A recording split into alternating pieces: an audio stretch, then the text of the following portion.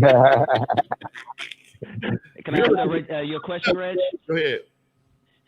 Earlier on, you mentioned Bloody Mary, and I think I heard you mention B Brazy. Did you mention Yeah, B be Brazy great. earlier? Oh, okay. Can you Yes, tell us sir. a little bit about those two talented individuals? B Brazy, who I think was such a great MC before he unfortunately lost his life, and I know Yeah, Bloody Mary died in a motorcycle accident. yeah, yeah. I'll go with Bloody Mary first because she was around. Uh, Big James is the one that brought her around. This dude, Victor Wells from Fruitown Park Road. He had her and the gentleman that did Red Rum. They were doing a shit was doing something with them. They were the ones that worked at Sunday Crew.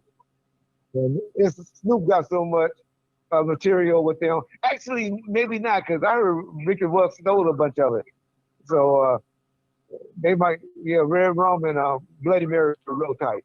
And they were some artists that was on Death Row that was unfortunately probably in the Day's Day or after Master P taught us how just to throw out a whole bunch of shit.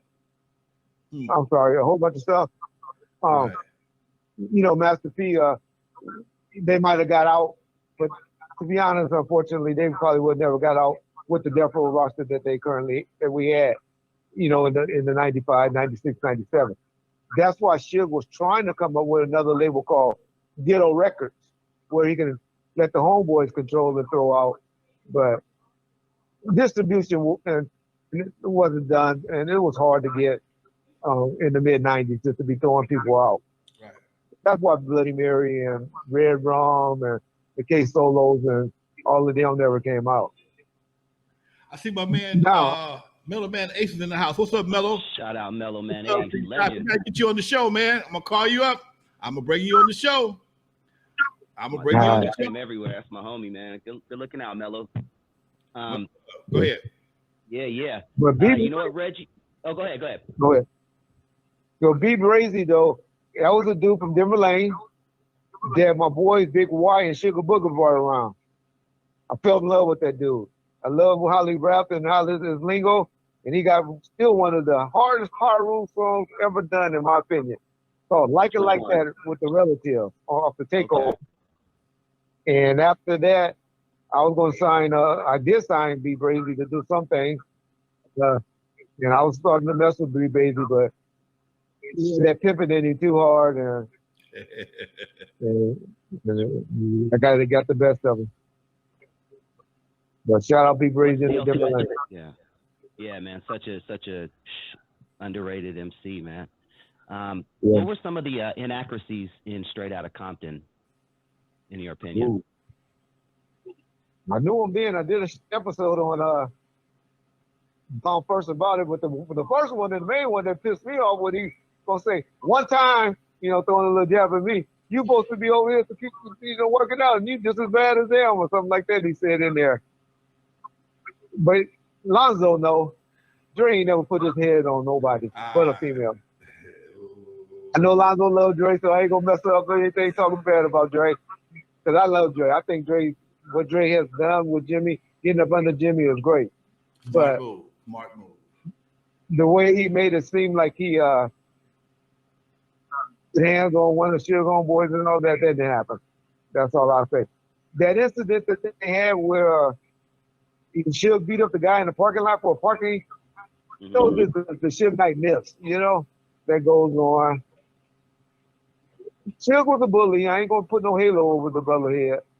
Don't do that. But